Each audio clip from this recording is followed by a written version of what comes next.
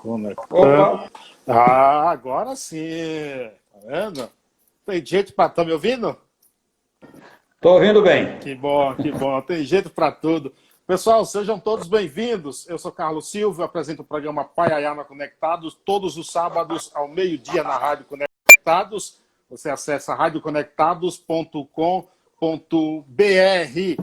Acompanhe também os nossos podcasts. Estamos nas seguintes plataformas: no Spotify, Deezer, TuneIn, Google Podcast, Apple Podcast e Cashbox. Também tem tudo no site do programa, hein? Lá você acompanha os nossos colunistas. Acesse www.paiaianaconectados.com.br. Por lá tem o historiador Darlan Zurk, o jornalista e pesquisador de cultura Assis Ângelo e o também jornalista e crítico musical Sérgio Martins. Hoje, 29 de agosto de 2020, edição de número 158 dessa série de entrevistas que começamos aqui no finalzinho de março. Já passaram por aqui 157 personalidades importantes, falando de coisas muito importantes também.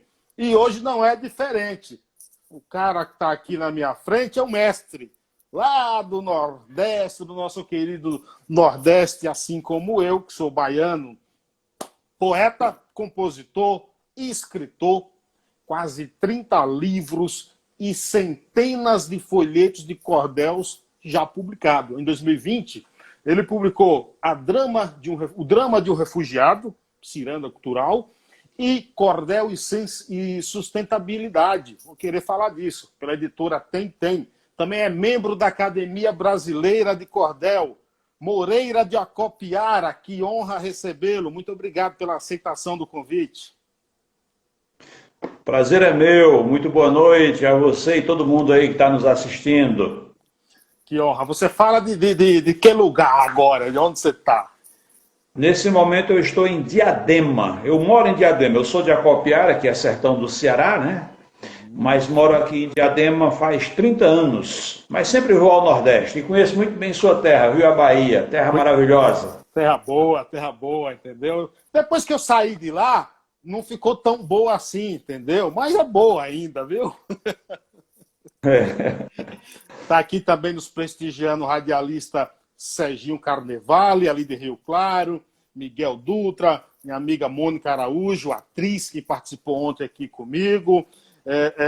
Vamos bater um papo hoje muito legal aqui com essa fera da cultura. Você falou que é de Acopiara, né? Acopiara é um distrito, é um povoado ou já é uma cidade? Já é uma cidade.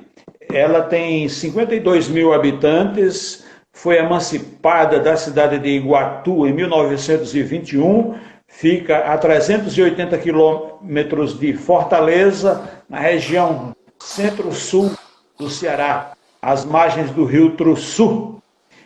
Se bem que eu não nasci bem na cidade, eu nasci na zona rural, num povoado chamado Trussu. Ah, e esse povoado tem quantos habitantes? Tem 200 casas, 500 pessoas. Ah, então é tamanho. O meu Paiaiá, lá na Bahia, município de Nova Açores, tem 600 habitantes, na alta temporada.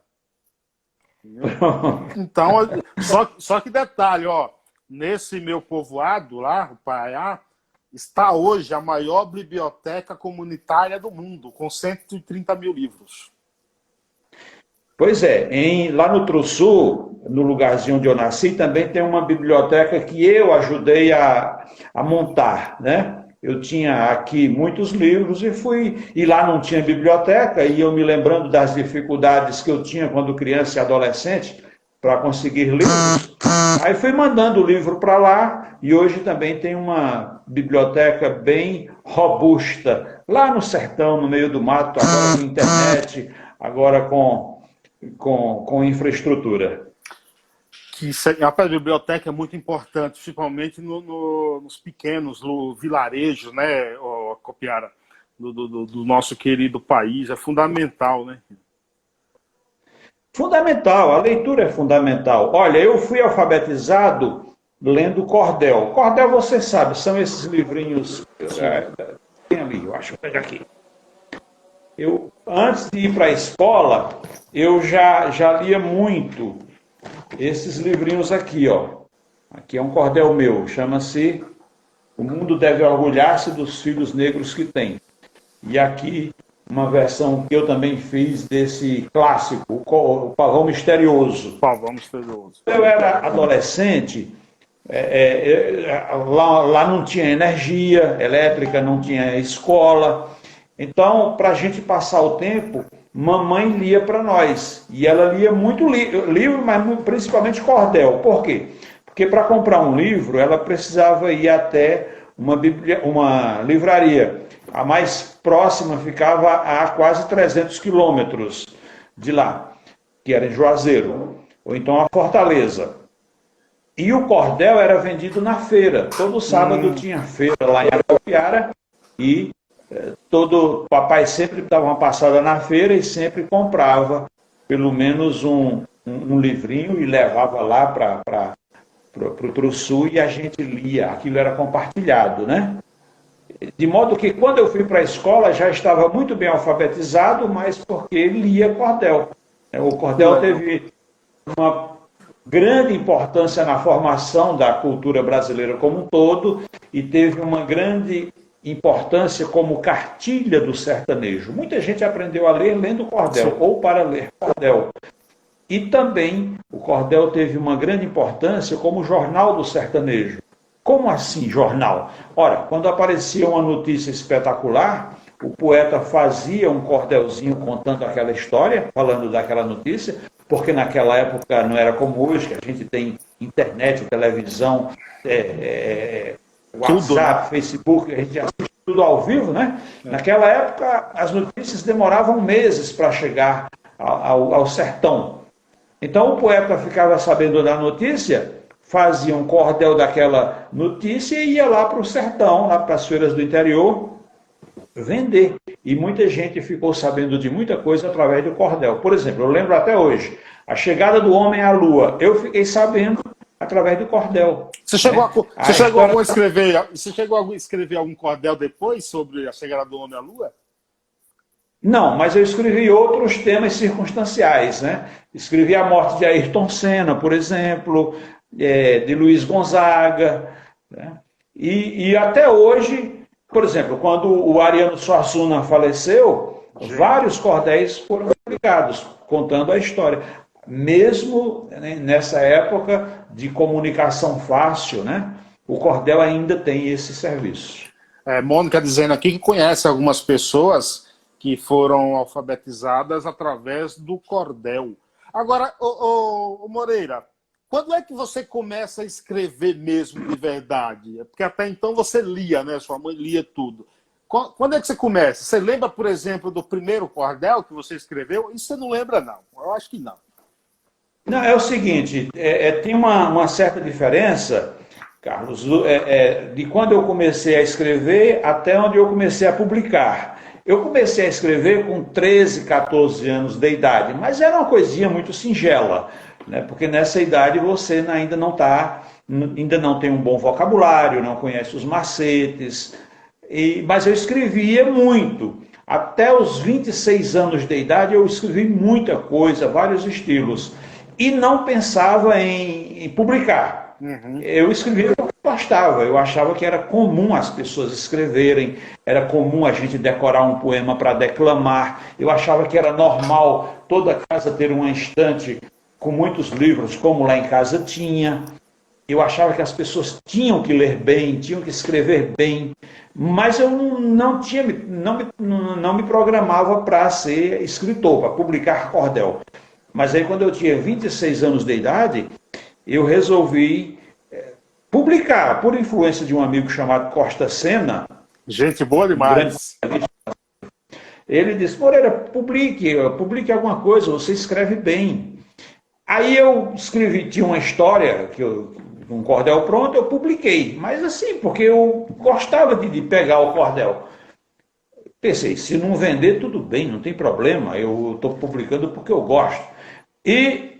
Só que veio o retorno não financeiro, o retorno das pessoas gostarem, até comprarem.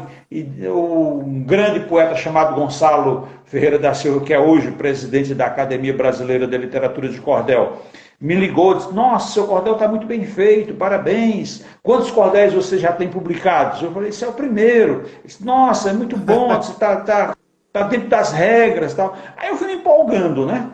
Aí publico mais um, mais um. Aí, com 32 anos de idade, eu juntei alguns poemas que eu tinha prontos também. Esses poemas que eu faço para recitar. Juntei tudo num livro, publiquei também. Gostei do retorno.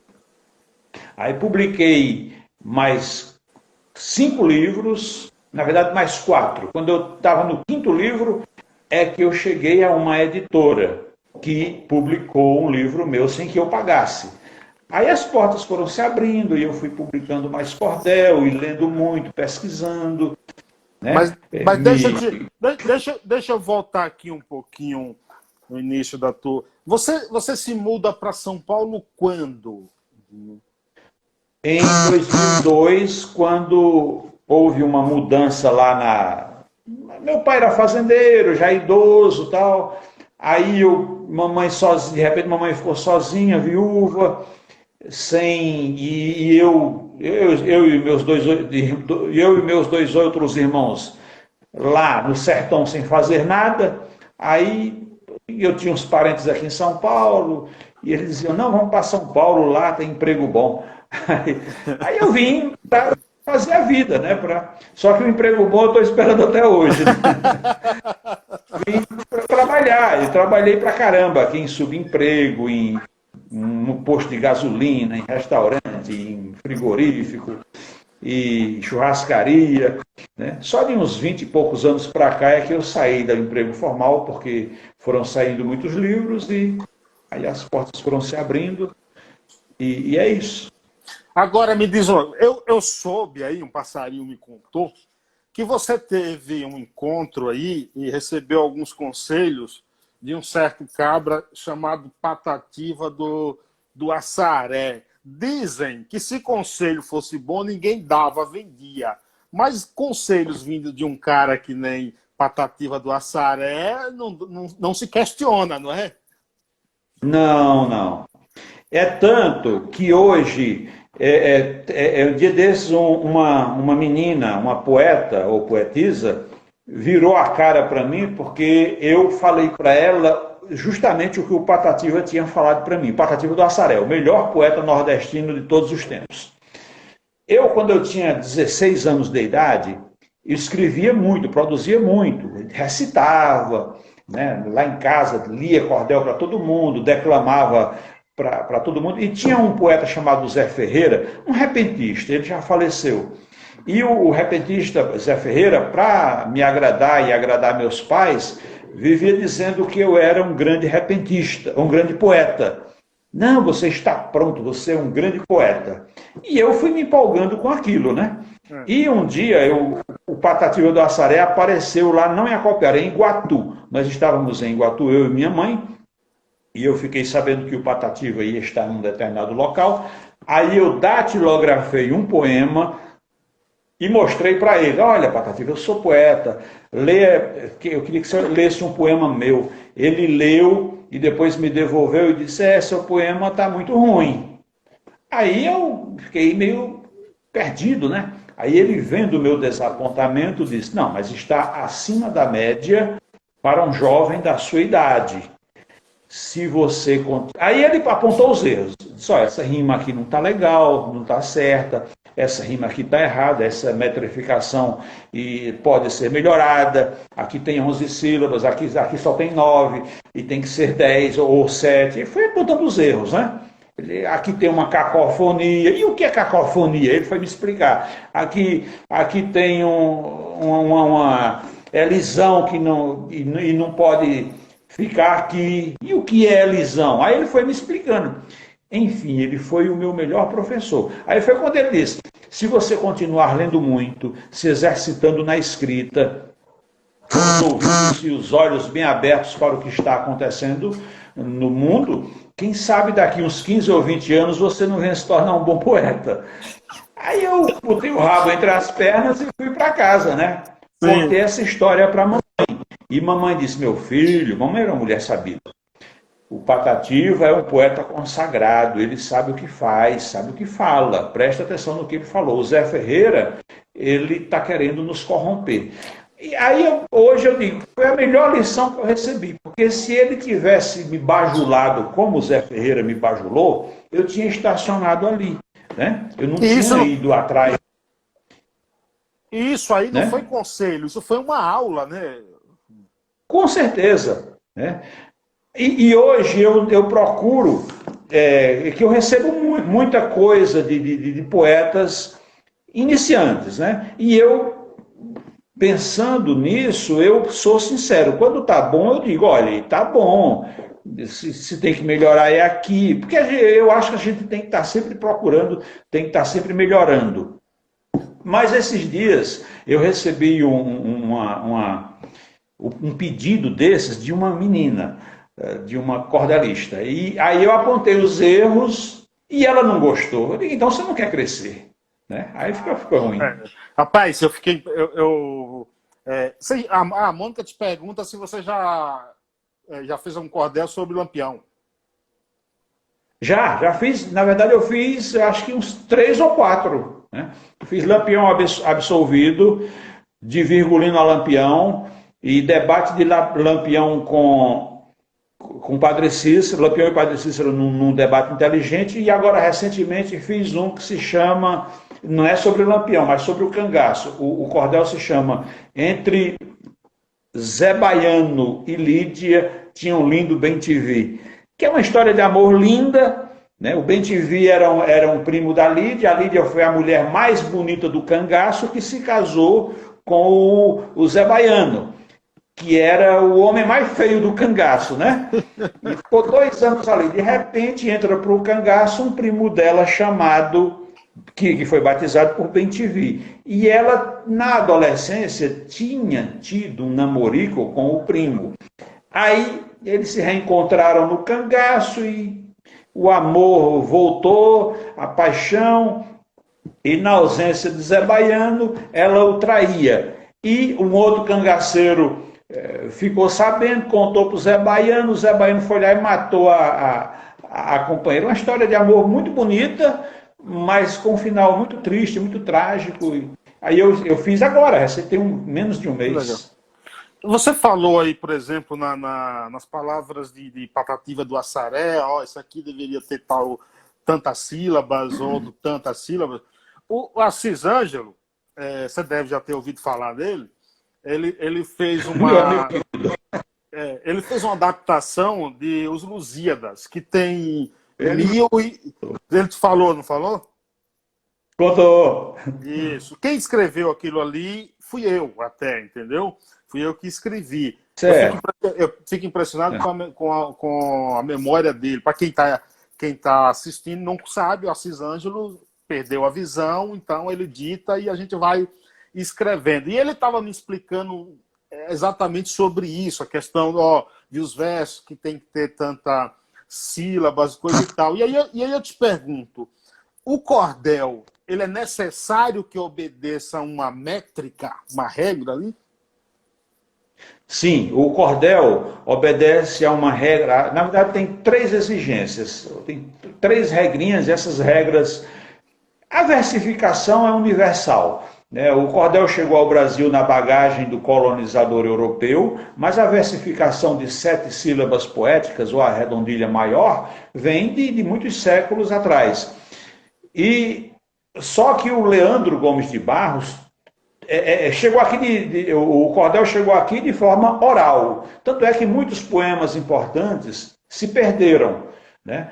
Mas o Leandro Gomes de Barros, que foi o precursor do cordel no Brasil, ele nasceu em 1865 e morreu em 1918, deixando uma obra vastíssima. Ele achou que se trouxesse para o papel aqueles poemas, aquelas histórias, ficariam registradas, não se perderiam na poeira do tempo e elas poderiam, inclusive, ser comercializadas. Então, ele criou as regras. Tem que ter métrica de 7 sílabas poéticas, que é a redondilha maior, como eu disse, já vem de muito longe. sextilhas, ou seja, estrofes com 6 versos, rimando o segundo verso com o quarto e com o sexto. E a outra regrinha é o conteúdo, que a gente chama de oração, que não é oração de orar, de reza, não. É de oralidade, né? Que é um tema. Qualquer coisa que você vai escrever, você tem que ter um tema, senão você vai falar sobre o quê? Então ele criou essas regrinhas, métrica, rima e oração.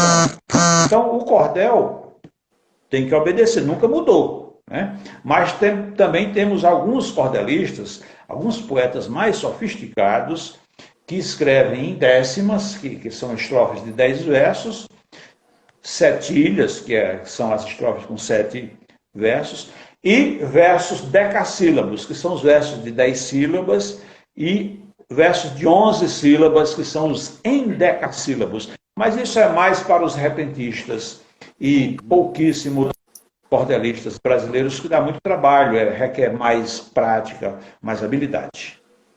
Você pode citar alguns exemplos aí de algo que não pode rimar no cordel? Sim, pode não rimar. Olha, por exemplo, Ceará com amar. A pronúncia é muito parecida, mas você sabe que Ceará termina com A acentuado e amar com AR. Então isso não rima. Não é legal. Piauí com partir, né? Rima com partir. Eu parti, tu. Aí rima com. O Piauí rima com qualquer palavra terminada em I, não em IR. Doutor. Doutor rima com amor, com furor, com dor, mas não rima com estou, né? Doutor não rima com gol, por exemplo, né? Chapéu. Chapéu rima com céu, com incréu, com véu, e não com cordel. Cordel rima com papel, né? Com cruel. Você entendeu? A diferença é pouca, mas no cordel ou na poesia, na versificação de 7 sílabas, nas rimas praticadas pelos cordelistas e pelos repentistas e pelos poetas, não é admitido esse tipo de rima. Qual a diferença, por exemplo, do cordel para a poesia matuta? Não há diferença nenhuma. A poesia matuta, por exemplo, o Patativa fazia muito poema matuto. Ele falava a língua do nordestino, do sertanejo, que não conhecia escola, e falava cuma pro mod que nem nós estava. Um tom e era era bonito. E aí, dia desse também, eu conversando com outro poeta, dizia, não, o Patativa rimava errado. Eu digo, não, ele não rimava errado, não. Ele rimava certíssimo. Quando ele não dizia doutor, ele dizia doutor, né? Doutor, amor, chegou. Aí ele, não, é a poesia matuta. Mas hoje, a gente tem biblioteca em todo canto, tem escola em todo canto, o índice de analfabetismo é muito pequeno, então quase que hoje não tem mais espaço para essa poesia matuta.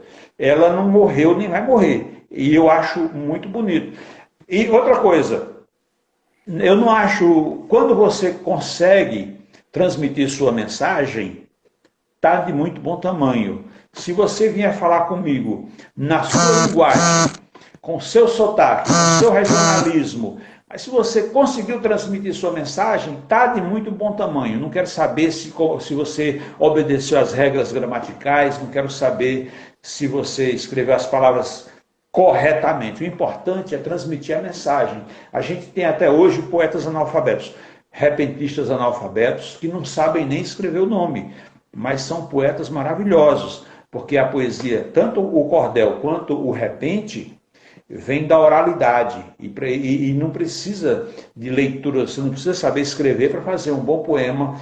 Você requer muita prática, claro, né? Requer anos de treinamento. Você já escreveu muita coisa também já teve coisas gravadas por muita gente. Eu gostaria até que você citasse aí alguns nomes que já gravaram coisas suas. E Jackson do Pandeiro também já gravou? O Jackson Antunes. Jackson Antunes, perdão. O Jackson Antunes é um ator que fez várias novelas na TV Globo, na Record, e teatro, e é também violeiro, cantador. E ele é do norte de Minas, ali na divisa com a Bahia. Né? Ali ele disse que nasceu numa região que é praticamente o clima mesmo, o mesmo do Nordeste. Perto de Théo Azevedo, né? Por aquele... Isso. E o Jackson é muito apaixonado pela cultura nordestina. E ele conhecia, ele com 12 anos, 15 anos, engraxava sapato lá na terra dele, em Janaúba, esqueci, acho que aquela região ali. Sim. E declamando poemas de Patativa. Depois ele conheceu a minha obra, o Theo falou de mim para ele entrou em contato. E ele já gravou algumas músicas minhas e declama muitos poemas, montou um espetáculo de teatro com muitos poemas meus. Em todo canto que ele tem a oportunidade de declamar, ele declama, está sempre declamando poesia minha, o que muito me honra. Mas eu já tenho músicas gravadas por Mococa e Paraíso, eu tenho várias parcerias com o Paraíso, que é um grande compositor. Muito bom. Com o Théo Azevedo eu tenho muitas, quem mais musicou poemas meus foi o Théo Azevedo. E trabalhos só meus tenho gravado por Sebastião Marinho e Andorinha, Luzivan Matias e Lucinha Saraiva, Paulo Nascimento de Iguatu e Cícero Vieira, Matheus Ferreira e Manuel Ferreira, enfim, Dedé Laurentino, Zé Viola, Sebastião da Silva gravou trabalho meu, Valdir Teles também. Então, tem bastante coisa gravada aí. Você já teve livros... Você tem livros didáticos também, não tem? Eu tenho quase 30 livros publicados e alguns foram adquiridos pelo MEC. Naquele programa PNPE, PNLD, são compras que o governo federal faz e manda para as bibliotecas do Brasil inteiro. Né? Então eu consegui colocar 5 livros no PNBE, o que é uma glória para todo autor, né? Ver seus livros nas bibliotecas municipais do Brasil inteiro. Né? O Tonho do Paiaiá, um conterrâneo, está lá em Salvador, curtindo sua quarentena e também escrevendo. Esse homem já tem coisa que daria para publicar aí uns 150 livros, entendeu? Mas está com preguiça de publicar. Ele diz o seguinte, Rainer Maria Rilke, pergunte a si mesmo, na hora mais tranquila de sua noite, sou mesmo forçado a escrever? E ele complementa aqui, normalmente escrevo no linguajar do meu lugar. Às vezes sou criticado por isso. Qual é a tua opinião sobre isso, Moreira? Escreva na sua linguagem, do seu lugar. Você tem que conhecer a língua culta? Tem, é a obrigação. Nós que lidamos com a palavra, nós temos a obrigação de conhecer a gramática, conhecer a língua culta. Mas tem que escrever como você se sente bem, do jeito que você gosta. E acabou. Se alguém falar alguma coisa, mande essa pessoa também se informar e deixe para lá, e sai de perto. O Patativa fazia isso. Não, eu escrevo matuto, escrevo poema matuto porque eu gosto. Mas se eu quiser escrever na língua culta, eu escrevo também. Eu escrevo matuto, não é porque eu não sei escrever na língua culta, não. É o meu caso, eu também tenho poemas matutos. E acabou. E eu escuto também crítica. Mas isso aqui está errado, você disse não estava. E daí? Você entendeu? Se eu disser nós estava bebendo tomando nós estava na beira do rio, você não vai entender, não? Se você entendeu, tá bom demais. É a língua gostosa. Agora, me tira uma curiosidade. Você adotou o nome Moreira de Acopiara. Acopiara, o seu distrito, lá onde você nasceu. Mas é verdade que que você usava o nome Moreira Júnior, teve um concurso aí, que apareceu outro com o mesmo nome. Que conta essa história pra gente aí, Moreira. Pois é, rapaz. Logo que eu cheguei aqui em São Paulo, rolou um concurso de poesia na Biblioteca Mário de Andrade. Aliás, um lugar maravilhoso.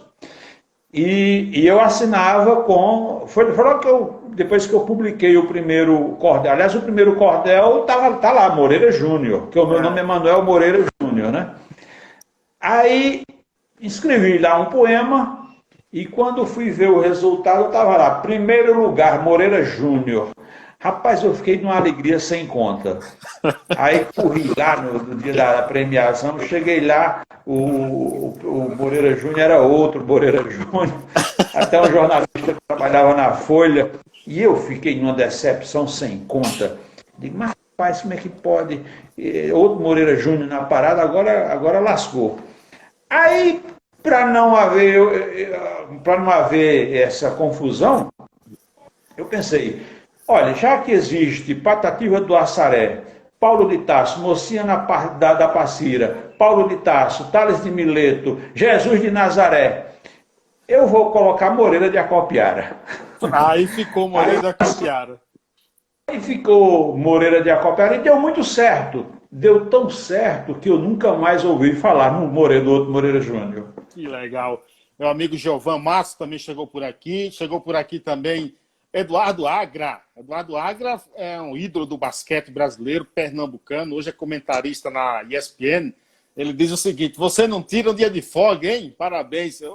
Eduardo, o Agra, quando a gente faz o que gosta, a gente não lembra de tirar folga, não. A gente vai trabalhando, né? Grande abraço, Agra. Você hoje é membro da Academia Brasileira de Cordel. Eu gostaria que você falasse um pouco como você adentrou a academia e qual a importância também da Academia Brasileira de Cordel. Então, a Academia Brasileira de Literatura de Cordel, a ABLC, é uma entidade que foi fundada em 1988 pelo grande poeta Gonçalo Ferreira da Silva, cearense também. Ele, Apolônio, o poeta Apolônio, o Azulão, e vários outros poetas que moravam no Rio se organizaram e fundaram a academia. E é uma entidade muito importante na cultura popular brasileira, porque agrega alguns dos melhores cordelistas do Brasil, tem alguns beneméritos também, sim, pesquisadores, e todo mês há uma reunião. Sempre que eu posso, eu vou. Por quê? Porque ali a gente encontra os colegas, encontra pesquisadores, não só do Brasil, mas lá de fora também, gente que vem ao Brasil para pesquisar cordel, para comprar cordel, né? E em 2004 caiu um outro cordel meu na mão do presidente. Em seguida, o poeta Manuel Monteiro, que também, já de saudosa memória, de Campina Grande, que já era membro da ABLC há vários anos, sugeriu meu nome, né? Surgiu lá uma vaga e o Manuel disse, Gonçalo, presta atenção no trabalho do Moreira de Acopiara. Quando surgiu uma vaga, vamos conversar com ele. Aí surgiu a vaga, conversaram comigo, aí uma reunião, aí houve a eleição, aí eu fui eleito, e em 2005 tomei posse e estou lá até hoje. Eu acho bom porque divulga muito o cordel, não só no Brasil, mas no mundo todo. Você tem um cordel aí que poderia declamar para a gente, Moreira? Tenho aqui muitas coisas. O que você poderia falar?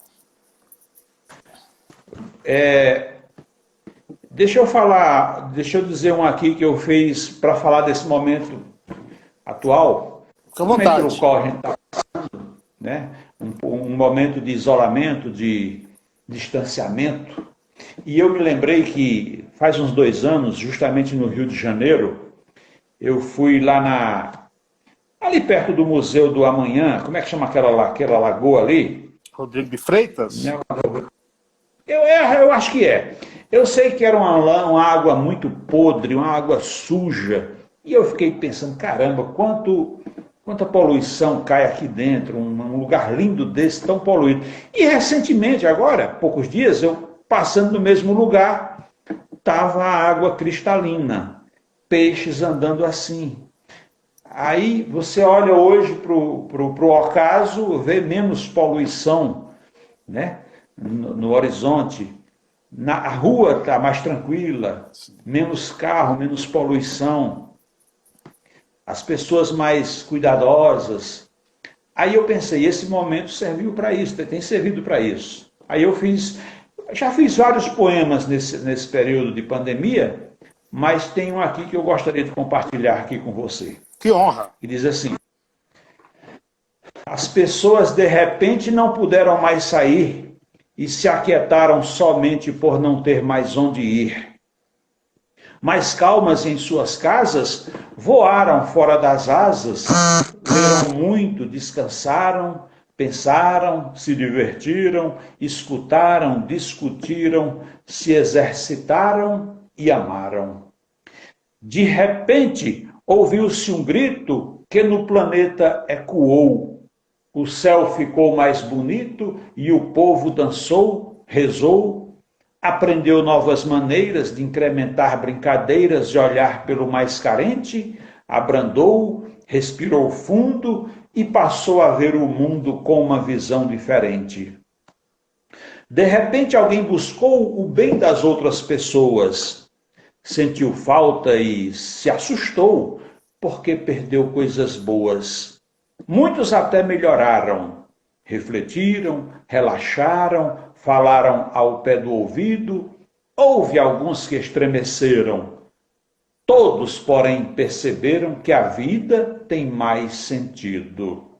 E o lindo planeta Terra começou a se curar. E aquele cheiro de guerra que andava empestando o ar, de repente terminou.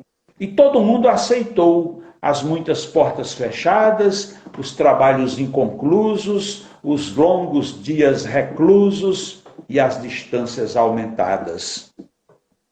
De repente, perceberam que as relações melhoraram, que as amizades cresceram, que as famílias se encontraram. Lapidaram os argumentos, requintaram os sentimentos, aprimoraram paixões, de amor deram grandes provas e olharam os irmãos com novas e tocantes expressões.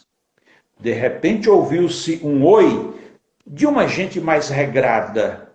De repente a terra foi mais respeitada e amada. Ficamos mais cautelosos e olhamos para os idosos com mais interesse e calma e podemos constatar que é importante cuidar melhor do corpo e da alma. De repente contemplamos o mundo entrando nos trilhos e muito nos alegramos brincando com os nossos filhos. O sol ficou mais brilhante, a lua mais radiante, as noites mais luminosas, as águas mais cristalinas, as aves mais bailarinas e as plantas mais perfumosas.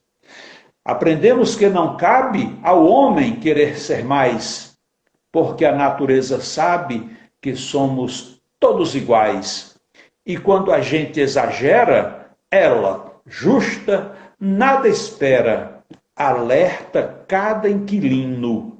Então, não sejamos rudes, porque nossas atitudes escrevem nosso destino. Isso é maravilhoso, rapaz. Quando eu crescer, eu quero ser assim, viu, Moreno? Oh, meu Deus! Que coisa boa. A pergunta importante aqui, Antônio do Paiaiá. Como você vê a classificação que se faz da alta literatura e baixa literatura, surgida na USP? Onde ficaria o cordel para essa gente? Olha, eu acho o seguinte, em todos os segmentos tem o bom e o ruim. A gente tem literatura boa e literatura ruim. O cordel é um segmento, é uma ramificação, é literatura. Como tudo, o cordel tem o bom e tem o ruim. A gente tem grandes poetas, poetas medíocres e poetas pequenos. Mas quem é pequeno hoje pode ser grande amanhã. Ninguém nasce grande, né? Eu não nasci sabendo das coisas, nem você nem ninguém.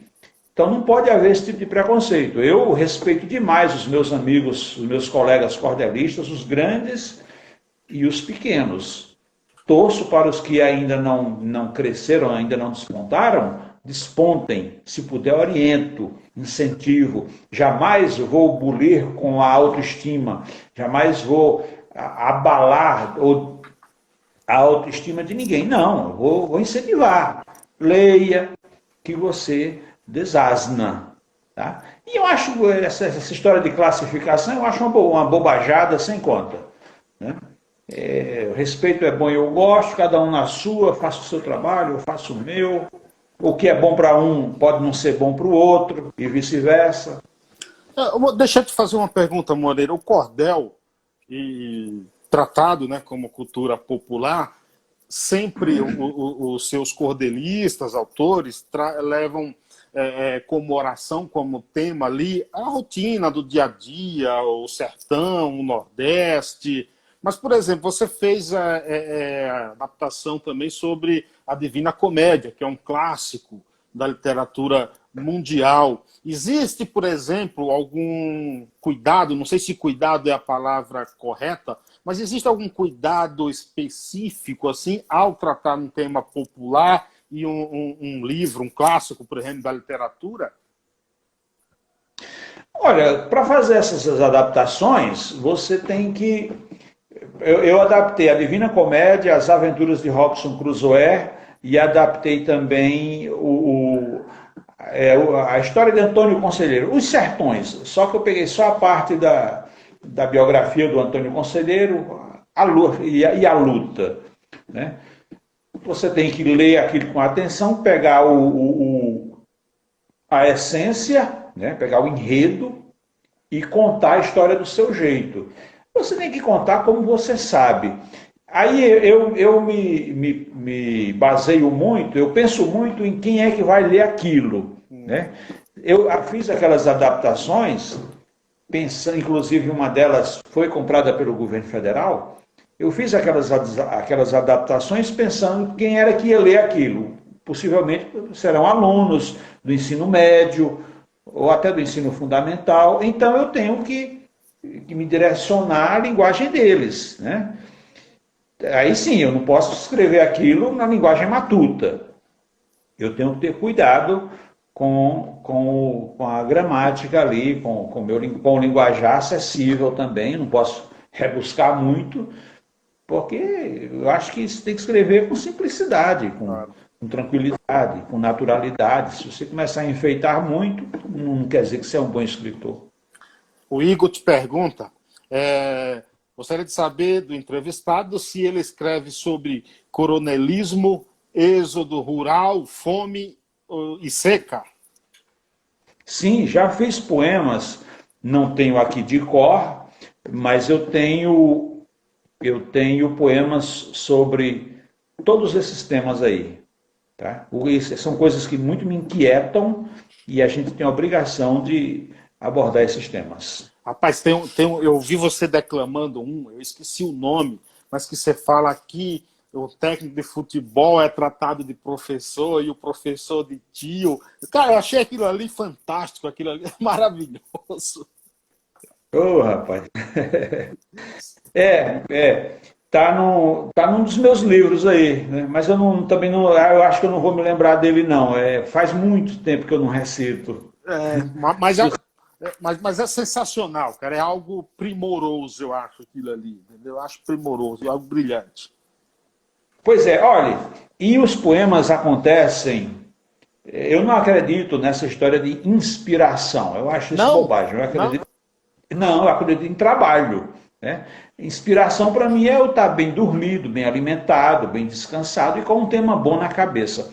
Recentemente, eu vou ler 2 poemas curtos aqui para você. Fica à vontade.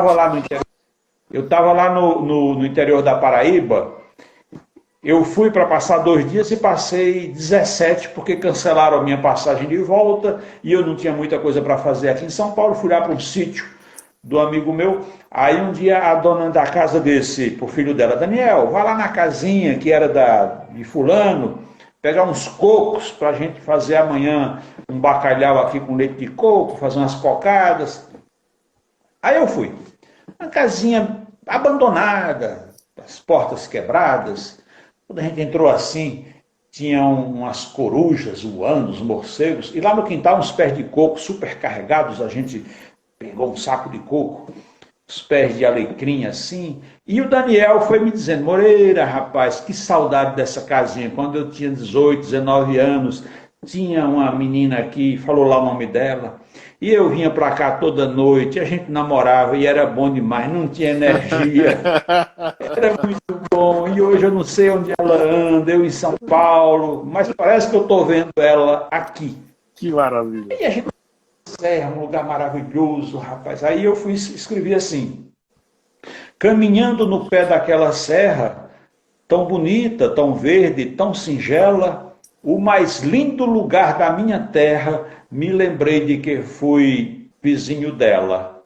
De repente avistei uma casinha, muito simples, já deteriorada, sem ninguém, mas parece até que tinha o calor da primeira namorada.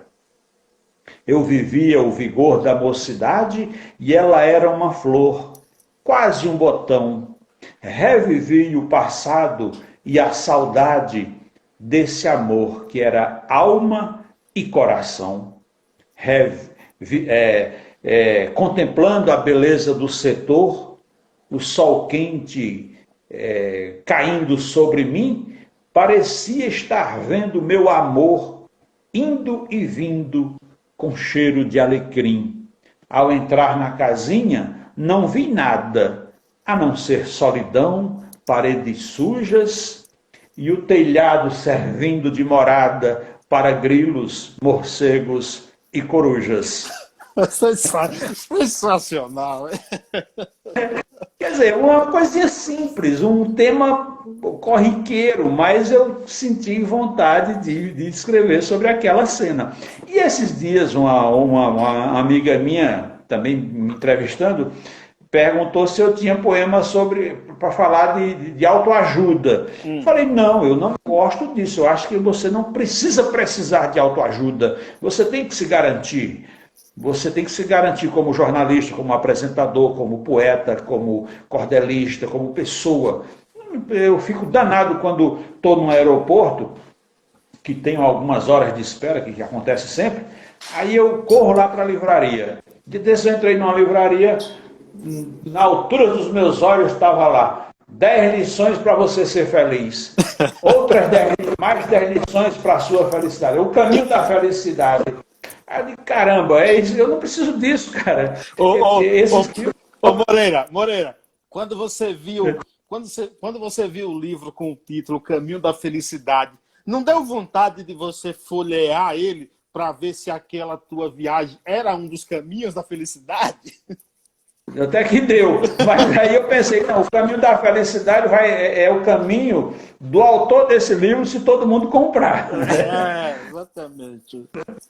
Aí eu gosto de ler outro tipo de leitura. Bom, aí eu fui, ela disse, mas eu queria que você escrevesse alguma coisa, que é para um projeto aqui. Depois deu o tema. Ela disse, sobre recomeço. Aí eu escrevi assim, é necessário ter idealismo, fazendo espelho dos que triunfaram. Os que, na luta, poucos se empenharam, foram vencidos pelo pessimismo. Para os que querem, não existe abismo. A paga chega para os que lutaram, e na vitória sempre acreditaram. Perseverança não é fanatismo. Se você hoje perde uma disputa, não esmoreça, prossiga na luta. Nós não devemos nos acomodar. Perca um anel para defender um dedo. Dos que triunfam, o grande segredo é não ter medo de recomeçar. Os que trabalham são vitoriosos. A esperança não deve morrer. Todos que dizem eu hei de vencer estão provando que são corajosos. Existem homens inescrupulosos quando se julgam donos do poder. Mas, cedo ou tarde, tudo hão de perder. É esse o caso dos gananciosos. A fé sem obras não é importante. Trabalho honesto é dignificante e não é feio você fracassar. Quem não lutou teve uma vida inglória. Não é bobagem sonhar com vitória, mas é loucura não recomeçar. Reflexivo. Reflexivo. Reflexivo. Tony do Paiadas, uma das melhores lives que já acompanhei. Muito obrigado, que honra. Ô, Moreira, para quem quiser comprar teus livros, teus livretos de cordel também, folhetos, consegue como? Você tem usado a internet para divulgar tudo isso aí?